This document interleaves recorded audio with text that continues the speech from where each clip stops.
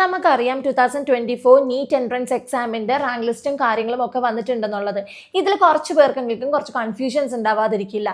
NEET 2024 revise score, ഇതൊരു 3 score കാർഡെങ്കിലും കുട്ടികളുടെ കയ്യിൽ ഉണ്ടായിട്ടുണ്ടാകണം. ഇതിൽ ഏറ്റവും ലേറ്റസ്റ്റ് ആയിട്ടുള്ളതാണ് ജൂലൈ 27 പബ്ലിഷ് ചെയ്തിട്ടുള്ളത്. സോ ഇതായിരിക്കും ഏറ്റവും ഫൈനൽ ആയിട്ടുള്ള സ്കോർ കാർഡ്. ഇനി ഏറ്റവും ഇമ്പോർട്ടൻ്റ് ആയിട്ടുള്ള കാര്യം, ഓൾ ഇന്ത്യ റാങ്കിങ്ങിൽ 61 കുട്ടികൾ ഉണ്ടായിരുന്നത് അത് 17 കുട്ടികളിലേക്ക് മാറി. അതേപോലെ തന്നെ MBBS BDS cut off mark വന്നിട്ട് 164 ആയിരുന്നു, അത് 162ലേക്ക് ചേഞ്ച് ആയി. ഇതേപോലെയുള്ള കുഞ്ഞു ചേഞ്ചസ് നടന്നിട്ടുണ്ട്. ജൂലൈ ആദ്യ ആഴ്ചയിൽ നടക്കാനിരുന്ന അലോട്ട്മെന്റ് പ്രോസസ്സാണ് ഇത്രയും ഡിലേ ആയിക്കൊണ്ടിരിക്കുന്നത്. 23 ലക്ഷത്തോളം കുട്ടികളുടെ ഡേറ്റാ ബേസ് ആണ് പ്രിപ്പയർ ചെയ്യാനായിട്ടുള്ളത്.